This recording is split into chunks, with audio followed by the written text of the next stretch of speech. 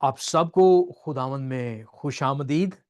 شکر گزار ہیں کہ ہم مرکز کی انجیل کو پڑھ رہے ہیں، اس میں سے سیکھ رہے ہیں، اور سب سے اہم ترین بات، اس انجیل میں ایک بات مسیح نے فرمائی تھی کہ انسان سے نجات پانا مشکل ہے، لیکن خدا سے یہ ہو سکتا ہے۔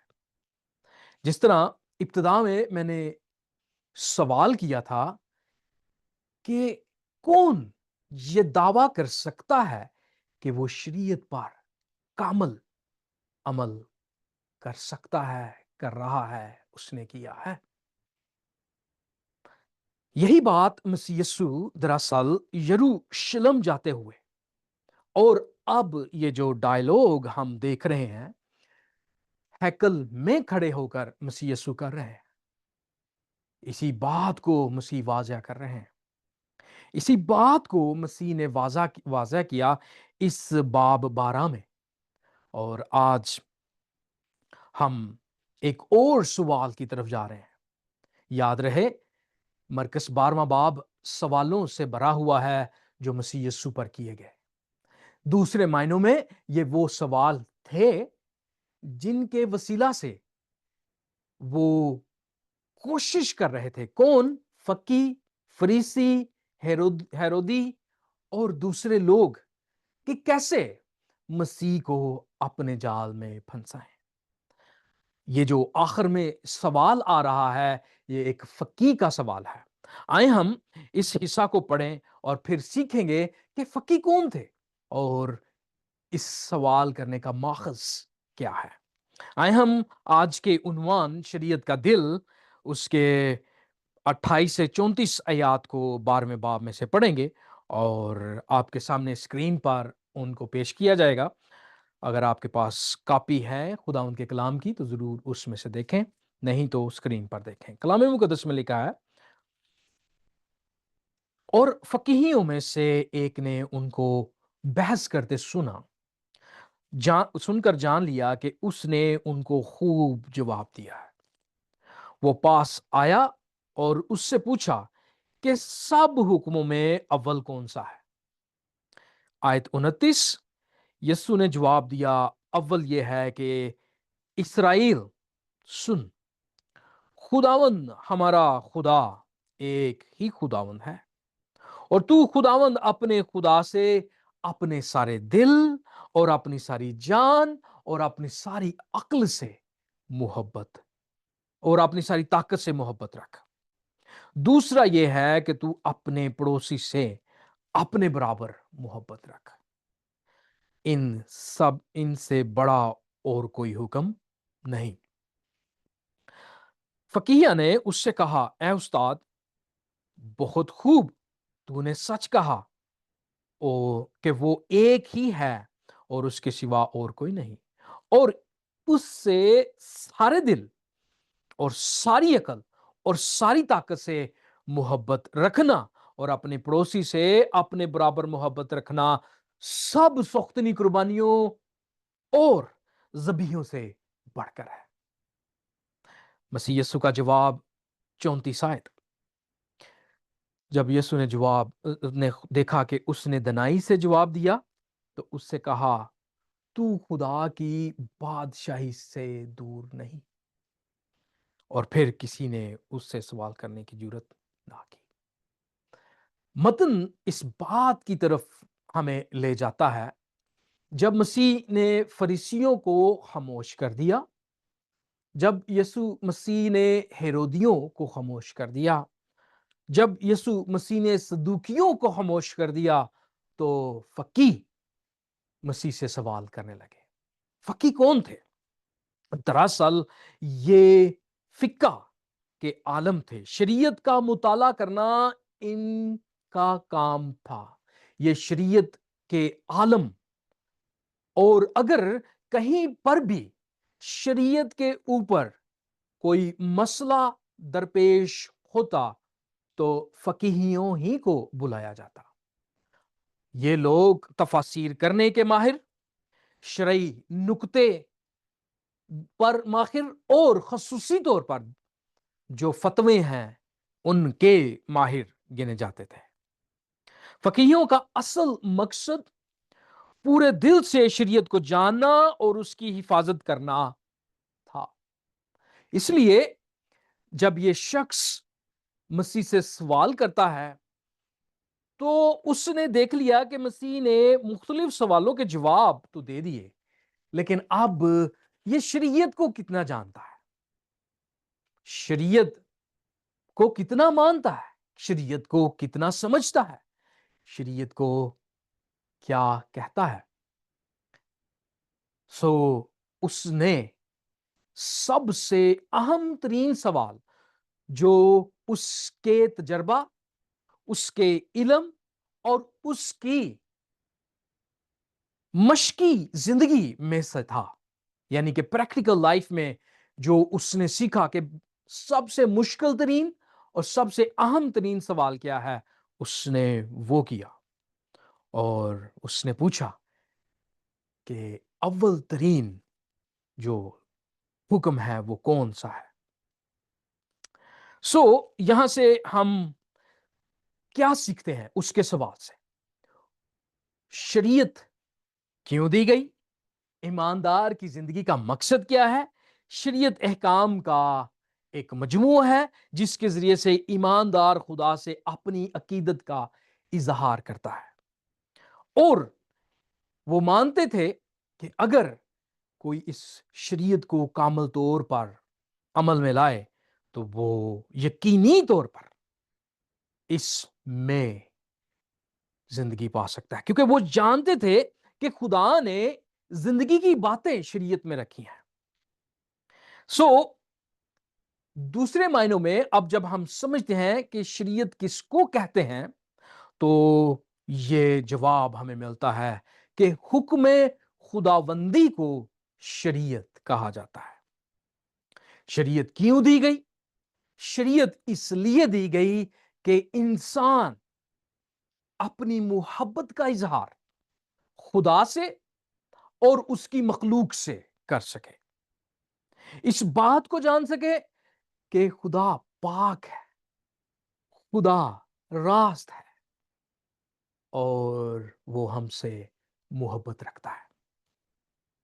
مثال کے طور پر جب حضرت آدم کو جنت کے باغ میں رکھا گیا تو خدا پاک نے آدم کو ایک مشین کے طور پر وہاں پر نہیں رکھا تھا، بلکہ اس کو ہیومن بینگ یعنی بنی نوع انسان بنا کر اس کو رکھا تاکہ وہ آزادی کے ساتھ اپنا چناؤ کرے۔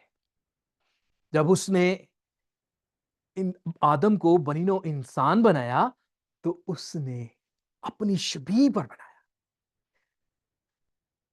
آدم کے ساتھ اس بات کہ وہ خدا کی شبیہ پر بنا ہے، اس سے ہم جانتے ہیں خدا ہم سے محبت رکھتا ہے کہ اس نے ہمیں اپنی شبیہ پر بنایا، اور جب اس نے اپنی شبیہ پر بنایا تو اس نے ہمیں اپنی طرح کی آزادی بھی دی کہ ہم چناؤ کر سکیں۔ جب ہم دیکھتے ہیں چناؤ کرنا ہے تو اس کے لیے حکم خداوندی یعنی شریعت بھی لازمی ہے۔ خداوند خدا نے جب آدم کو باغ عدن میں رکھا، اس نے توریت کی پہلی کتاب اس کے دوسرے باب اور اس کی 16 سے 17 آیات میں اس شریعت کو نافذ کیا اور فرمایا۔ پیدائش کی کتاب میں سے آپ دیکھ سکتے ہیں کلام مقدس میں لکھا ہے، اور خداوند خدا نے آدم کو حکم دیا اور کہا کہ تو باغ کے ہر درخت کا پھل بے روک ٹوک کھا سکتا ہے، لیکن نیک و بد کی پہچان کے درخت کا کبھی نہ کھانا، کیونکہ جس روز تو نے اس میں سے کھایا تو مرا۔ بے شک یہاں پر موت کا ذکر آیا ہے، اور آپ کو معلوم ہے کہ موت دراصل لعنت کے طور پر بھی دیکھی جاتی ہے۔ جہاں پر ہم دیکھتے ہیں خدا نے انسان کو اپنی شبیہ پر بنایا اور محبت کا اظہار دیکھتے ہیں، وہاں پر خداوند انہیں آزادی دیتا ہے چناؤ کے لیے، اور خداوند انہیں شریعت سے روشناس کرتا ہے اور حکم دیتا ہے کہ پھل شجرے میں منو سے نہ کھانا، اگر تم نے کھایا نافرمانی کی وجہ سے لعنت ہماری زندگی میں آتی ہے، نافرمانی کی وجہ سے موت ہماری زندگی میں آتی ہے، نافرمانی کی وجہ سے محبت میں درار آتی ہے، اور یہی کام ہم دیکھتے ہیں ہوا۔ حضرت آدم سے نافرمانی ہوئی اور اس کے سبب سے کیا ہوا؟ آدم نافرمان ہوا اور باغ عدن سے نکل آیا۔ اگر آپ شریعت کی تعریف سننا چاہتے ہیں تو شریعت کی سادہ ترین تعریف ایک لفظ میں آپ اس کو بند کر سکتے ہیں، اور وہ ہے رستہ۔ اگر آپ اس کو سمجھنا چاہتے ہیں تو اس کا مطلب ہے کہ ایسا رستہ جس پر چل کے کوئی اپنی منزل مقصود تک پہنچ سکے۔ یہ دراصل شریعت کا کام ہے کہ وہ انسان جو بٹکا ہوا ہے، جو خدا سے دور ہے، جو موت کی لعنت میں ہے، اس میں سے نکل کے وہ واپس خدا کے پاس جائے۔ وجہ کیا ہے؟ اس کا مقصد کیا ہے؟ شریعت ہمیں بتاتی ہے خدا پاک ہے اور وہ بدی کو اپنی حضوری میں رکھ نہیں سکتا، رہنے نہیں دے سکتا، اس لیے آدم کو وہ بیچ دیتا ہے۔ اور یہ کس وجہ سے ہوا؟ شریعت دینے کی وجہ سے۔ شریعت کی وجہ سے ہم موت کو بھی دیکھتے ہیں۔ اگر شریعت نہ دی جاتی تو موت نہ آتی۔ اگر شریعت نہ ہوتی تو ہم اس بات کو نہ سمجھ سکتے کہ خدا ہم سے محبت رکھتا ہے۔ اگر ہم جانتے ہیں کہ خدا ہم سے محبت رکھتا ہے تو وہ ہمیں آزاد پیدا کرتا ہے اور شریعت دیتا ہے، کیونکہ احبار کی کتاب 19ویں باب اور اس کی پہلی 2 آیات میں شریعت کے مقصد کو بتایا گیا ہے۔ آدم دراصل خدا کی حضوری میں جب تھا تو وہ پاک تھا، مکمل تھا، لیکن اس کی زندگی میں نافرمانی ہے جس کی وجہ سے ناپاکی آئی، اور اس حکم کو ہم احبار کی کتاب اس کے 19ویں باب کی پہلی 2 آیات میں دیکھتے ہیں، جہاں پر خداوند خدا موسیٰ سے فرماتا ہے کہ بنی اسرائیل کی ساری جماعت سے کہہ کہ تم پاک رہو کیونکہ میں جو خداوند تمہارا خدا ہوں پاک ہوں۔ اس بات کو ہم جب سیکھتے ہیں، ہم اس پوری نشست کو سیکھتے ہیں کہ شریعت کا مقصد کیا تھا، شریعت کیوں دی گئی، تو ہم سیکھتے ہیں کہ شریعت کے وسیلے ہم جانتے ہیں کہ خدا نے ہمیں آزاد پیدا کیا، یعنی اپنی شبیہ پر۔ شریعت دراصل خدا کے کردار کو بتاتی ہے۔ خدا پاک ہے، وہ راست ہے، وہ ہم سے محبت رکھتا ہے، اور وہ سچا عادل ہے۔ شریعت دراصل ہمیں بتاتی ہے کہ یہ وہ رستہ ہے جس پر اگر تم کامل طریقے سے چلو گے تو تم جنت یعنی باغ عدن میں پہنچ جاؤ گے، جہاں خدا آدم کے ساتھ تھا۔ شریعت اس بات کا تقاضا کرتی ہے کہ انسان کامل طور پر شریعت پر عمل کرے، پرفیکٹ، کامل اوبیڈینس، پرفیکٹ اوبیڈینس، کامل فرما برداری شریعت ہمیں تقاضا کرتی ہے۔ اگر آپ اس کو سمجھنا چاہتے ہیں تو انجیل مقدس میں یعقوب کے خط اس کے 2 باب کی 10ویں آیت میں ہمیں بتایا گیا ہے، کیونکہ جس نے ساری شریعت پر عمل کیا اور ایک ہی بات میں خطا کی وہ سب باتوں میں قصوروار ٹھہرا۔ شریعت कामलियत का तकाजा करती है, वो छोटी सी गलती, नाफरमानी को भी बर्दाश्त नहीं कर सकती। क्यों?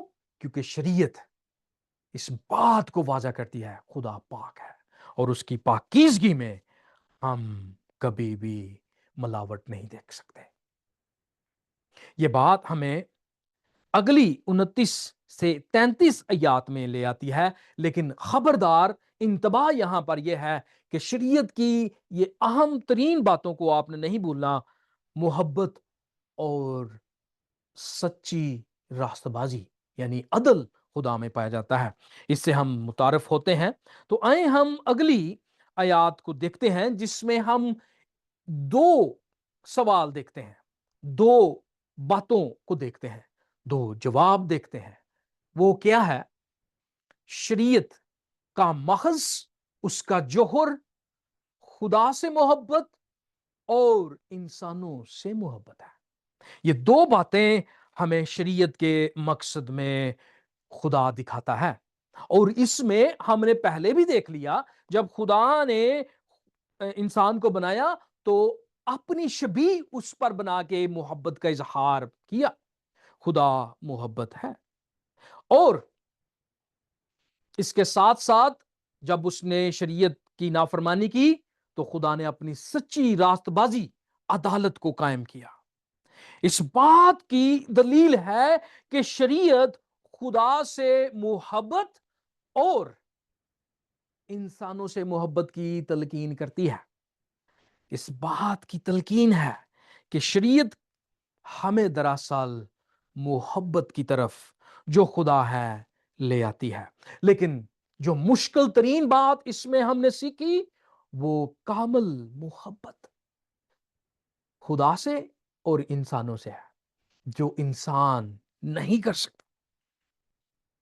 इस खोई हुई मोहब्बत को जब हम शरीयत के रास्ते पर चलने के वसीला से हासिल करने की कोशिश करते हैं, तो इंसान हर बार, हर मोड़ पे, हर कोने पे अपने आप को नाकाम और शरीयत से दूर पाता है।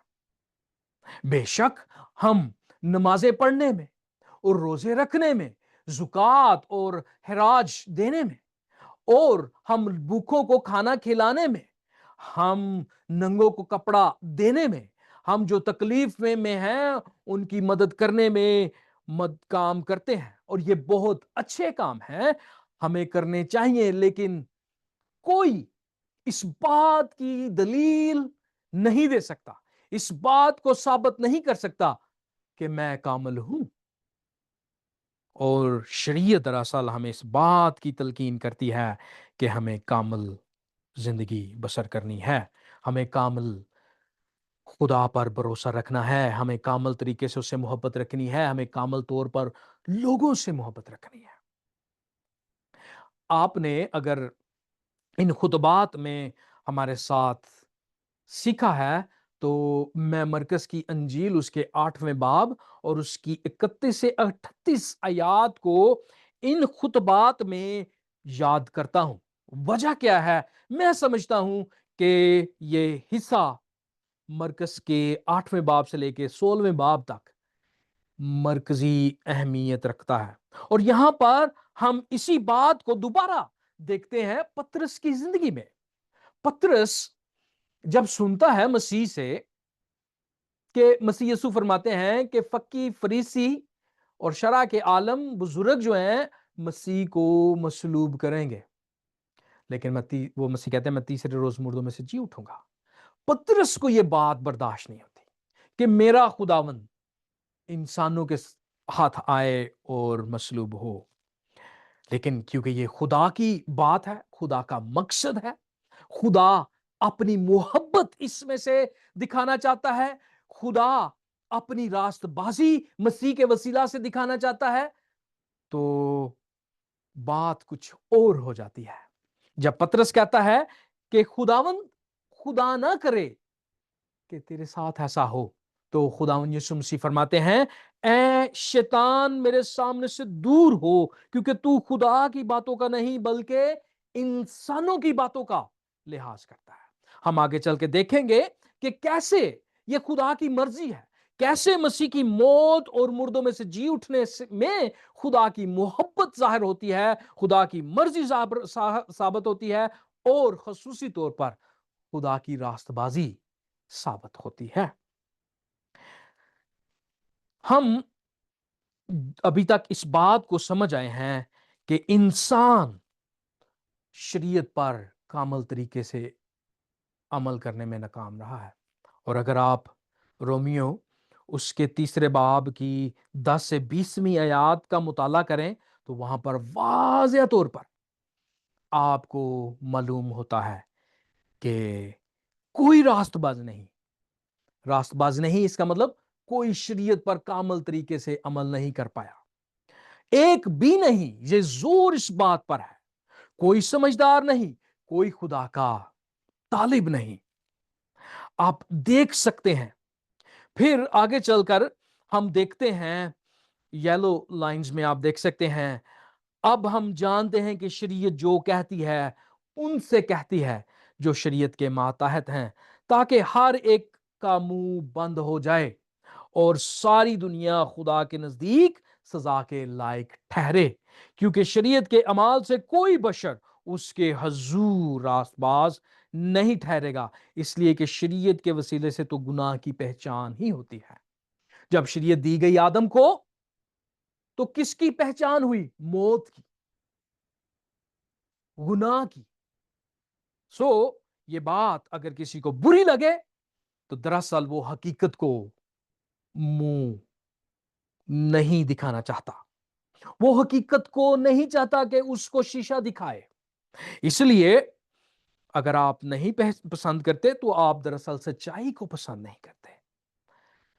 خدا نے کہا تھا کہ شجر ممنوع کو کھانے کی وجہ سے موت آئے گی، اور نافرمانی دراصل موت ہے۔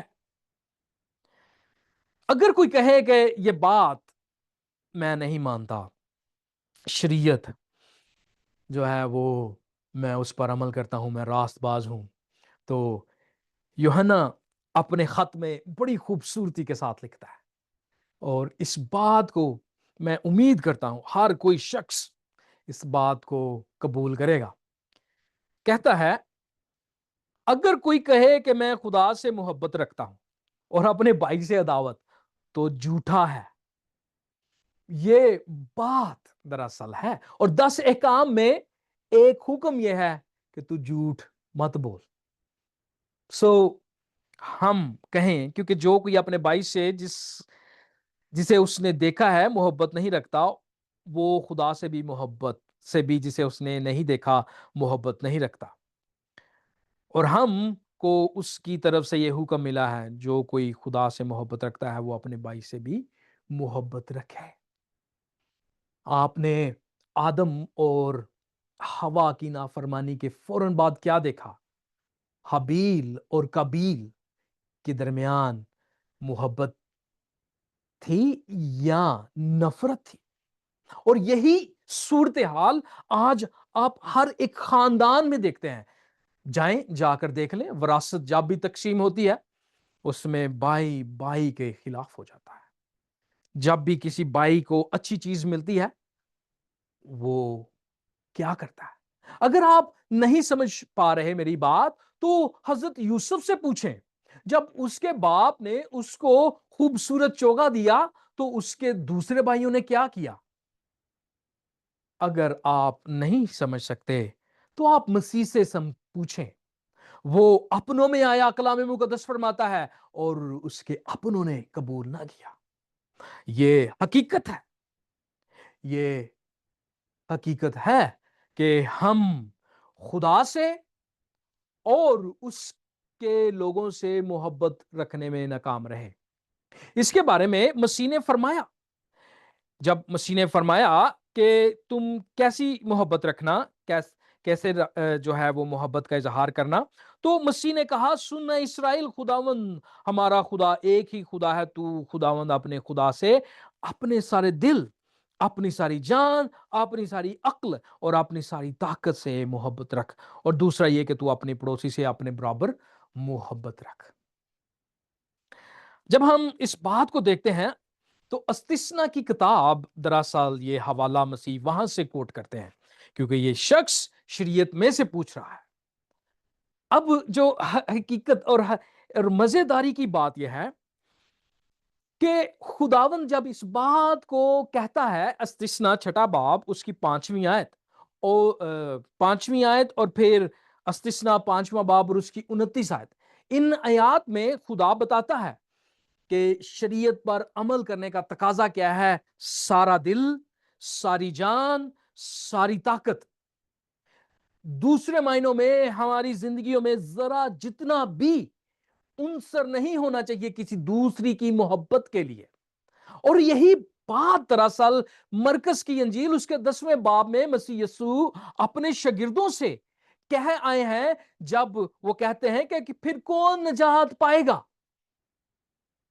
उसको हम देखेंगे आगे चल के।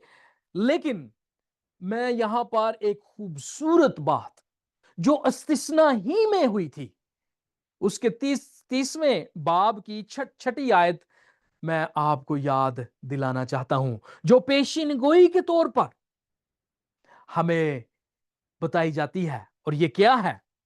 खुदावन तेरा खुदा तेरे और तेरी औलाद के दिल का खतना करेगा, और ताकि तू खुदावंद अपने खुदा से सारे दिल, अपनी सारी जान से मोहब्बत रखे और जीता रहे।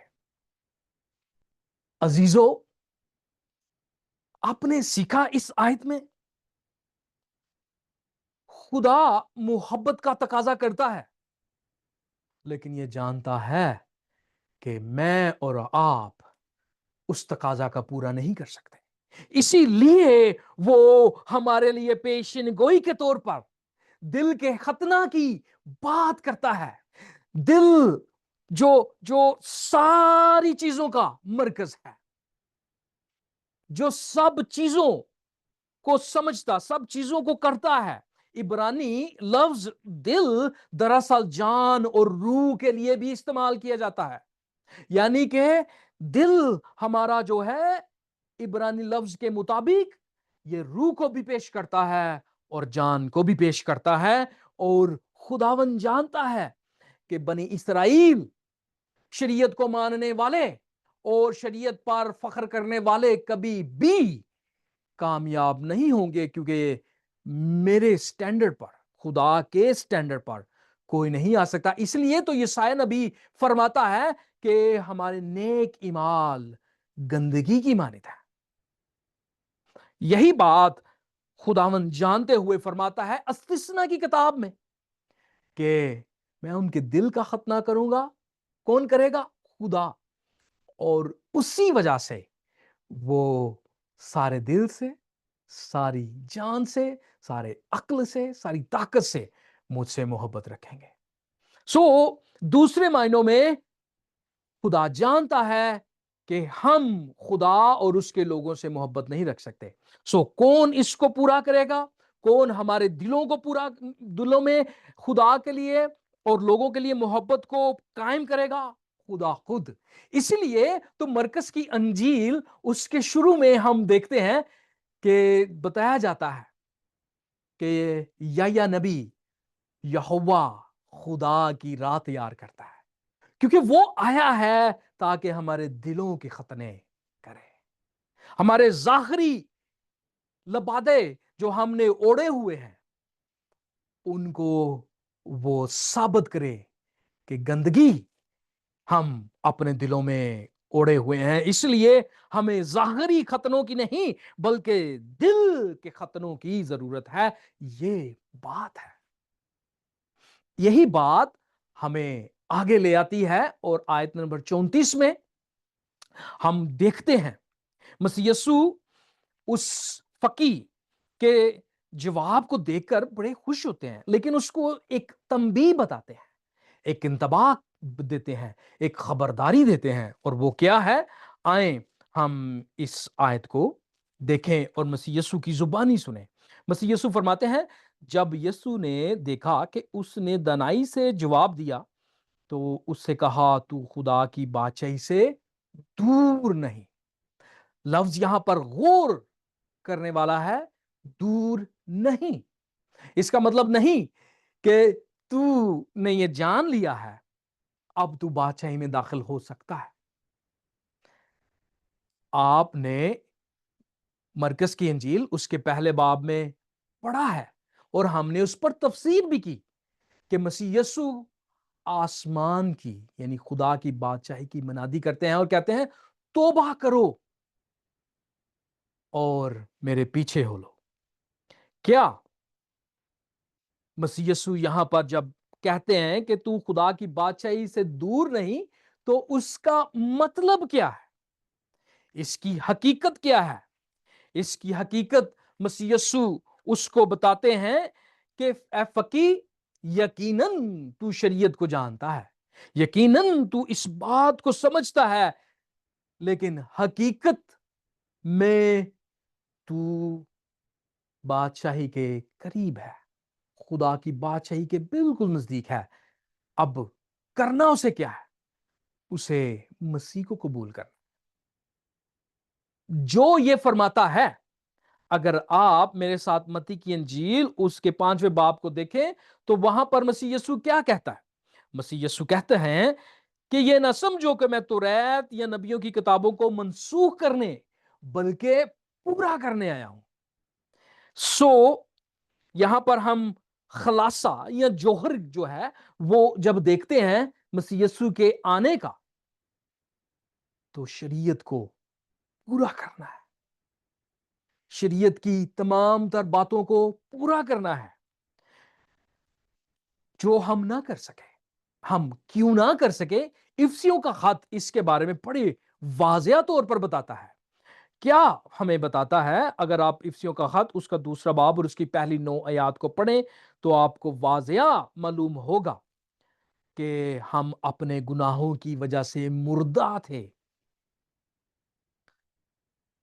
گناہوں کی وجہ سے مردہ تھے، اور اسی وجہ سے ہم خدا سے محبت نہیں کر سکتے تھے. ہمارے اندر زندگی کی ضرورت تھی، ہمیں زندگی کی ضرورت تھی. اس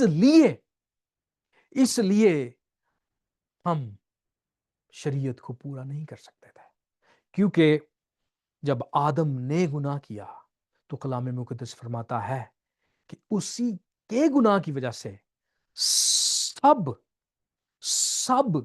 خدا کے جلال سے محروم ہے، کیونکہ سب نے گناہ کیا. میں نے بتایا تھا کہ شریعت خدا کی محبت ہے اور خدا کے سچے، راست باز اور عادل ہونے کا ثبوت ہے جو مسیح یسوع میں ہمیں کامل طریقے سے پورے ہوتے ہوئے نظر آتا ہے. اگر آپ اس حوالے کو اپنے پاس دیکھیں تو یہاں پر لکھا ہے مگر خدا نے اپنے رحم کی دولت سے اور اس بڑی محبت کے سبب سے جو اس نے ہم سے کی، جب قصوروں کے سبب سے مردہ ہی تھے تو ہم کو مسیح کے ساتھ زندہ کیا. یہ خدا کی محبت ہے. اگر آپ نے خدا کی محبت کو دیکھنا ہے تو مسیح اس کی محبت کو ظاہر کرتا ہے. خدا کی محبت یہ ہے کہ جب ہم کٹہرے میں کھڑے تھے، شریعت پر ناکام ہو چکے تھے، ہم پر سزائے موت کا حکم ہو چکا تھا، تو خدا کی محبت اس وقت ظاہر ہوئی اور مسیح یسوع گناہ گاروں کی خاطر ہوا. وجہ یہ نہیں کہ ہم سمجھ نہیں پا سکتے کہ گناہ کیا ہے، وجہ یہ ہے کہ ہم بتا رہے ہیں گناہ کس کے خلاف ہوا. گناہ پاک ترین ہستی کے خلاف ہوا. گناہ کس کے خلاف ہوا؟ لا محدود ذات کے خلاف ہوا. اور کس نے یہ گناہ کیا؟ محدود ذات نے گناہ کیا. دوسرے معنوں میں لامحدود ذات کے جب خلاف گناہ ہوا تو محدود ذات کبھی بھی اس خرجانے کو پورا نہیں کر سکتے تھے. اس لیے مسیح یسوع کا آنا لازمی تھا.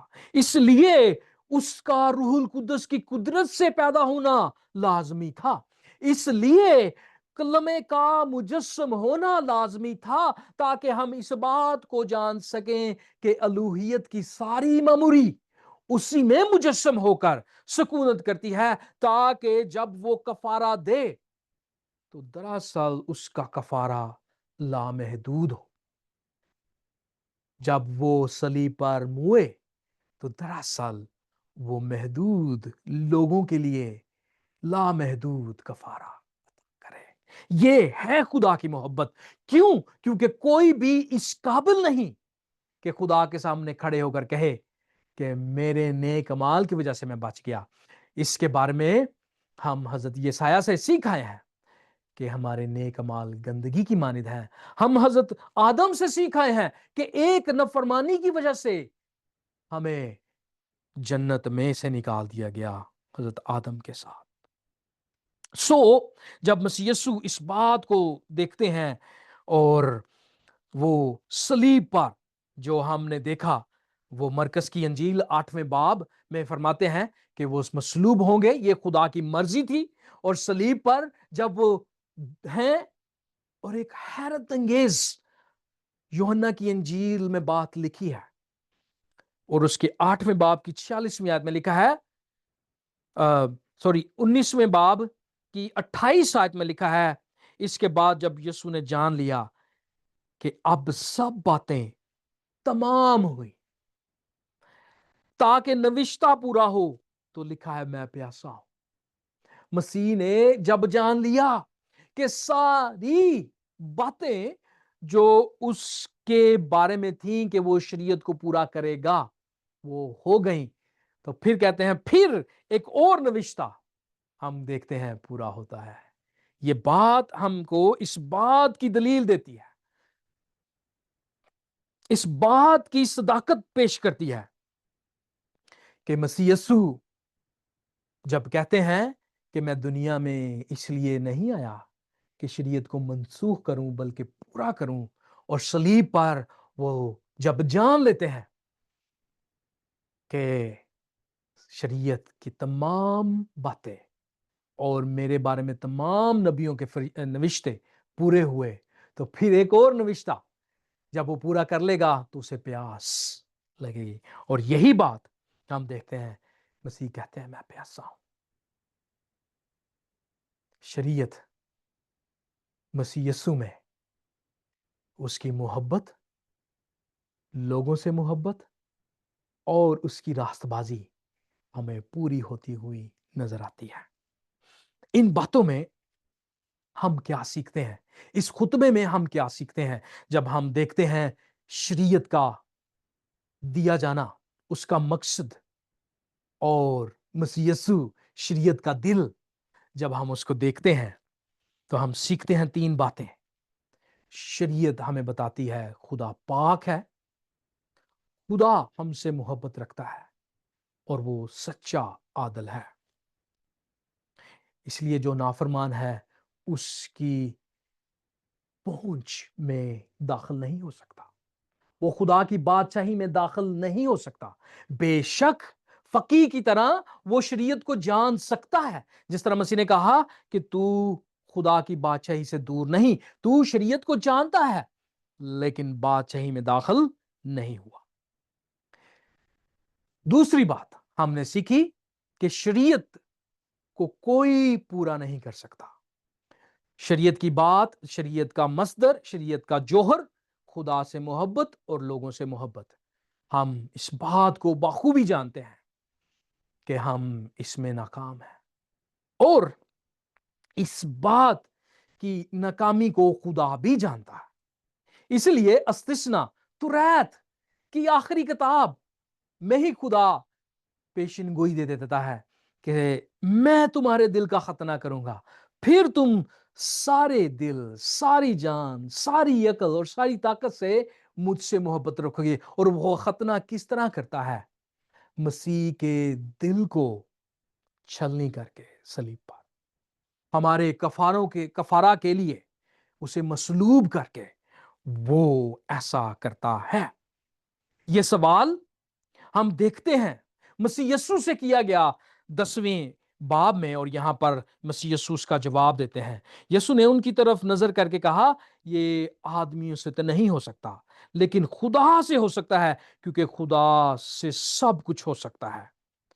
پترس نے اسے کہا، دیکھ ہم نے تو سب کچھ چھوڑ دیا تیرے پیچھے ہو لیے۔ یسوع نے کہا، میں تم سے سچ کہتا ہوں، ایسا کوئی نہیں جس نے گھر یا بھائیوں یا بہنوں یا ماں اور باپ یا بچوں کو کھیتوں سمیت میری خاطر اور انجیل کی خاطر چھوڑ دیا اور اب اس زمانہ میں 100 گنا نہ پائے۔ گھر اور بھائی اور بہن اور مائیں اور بچے اور کھیت، مگر ظلم کے ساتھ، اور آنے والے عالم میں ہمیشہ کی زندگی۔ لیکن بہت سے اول آخر ہو جائیں گے اور آخر اول ہو جائیں گے، جس کی وجہ سے یہ سوال آ جایا کہ جو ہمارے آج کے مضمون کا مصدر ہے، اگر مسیح یسوع شریعت کا دل ہے تو پھر ہم نجات پا سکتے ہیں۔ اگر آپ مسیح یسوع کو شریعت کا دل نہیں مانیں گے تو آپ نجات نہیں پا سکتے، کیونکہ مسیح یسوع مرکز کی انجیل اس کے 2 باب میں یہ کہتا ہے کہ میں ایمانداروں کے لیے نہیں، راست بازوں کے لیے نہیں، جو اپنے آپ کو راست باز سمجھتے ہیں ان کے لیے نہیں، بلکہ گناہ گاروں کے لیے آیا ہوں۔ اگر آج آپ اپنے آپ کو سمجھتے ہیں کہ آپ گناہ گار ہیں، آپ شریعت پر عمل نہیں کر پائے، آپ ناکام ہیں، آپ خدا سے محبت کرنا ناکام ہے، اور آپ دوسروں سے محبت میں ناکام ہیں، تو آپ کے لیے خوشخبری یہ ہے، خدا جانتا ہے۔ اور خدا نے استثنا 30 باب اس کے 6 آیت میں یہ حضرت موسیٰ کو خوشخبری سنا دی تھی کہ میں تمہارا دل کا ختنہ کروں گا، اور وہ ختنہ مسیح یسوع کے وسیلہ سے ہوا۔ اور ہم جب مسیح کو قبول کرتے ہیں تو ہم اقرار کرتے ہیں کہ ہم ناکام ہیں، ہم گناہ گار ہیں، ہم خدا کے معیار پر نہیں آ سکتے، لیکن ہم کلمات اللہ کے وسیلہ سے، روح اللہ کے وسیلہ سے، مسیح یسوع کے وسیلہ سے، اس کے کفارہ کے وسیلہ سے ہم مکمل طور پر نجات پاتے ہیں۔ اگر آپ یہ خداوند کے حضور بات کرتے ہیں تو یقیناً وہ آپ کو مسیح کے وسیلہ سے نجات دے سکتا ہے۔ آئیں ہم خداوند کی شکر گزاری کریں۔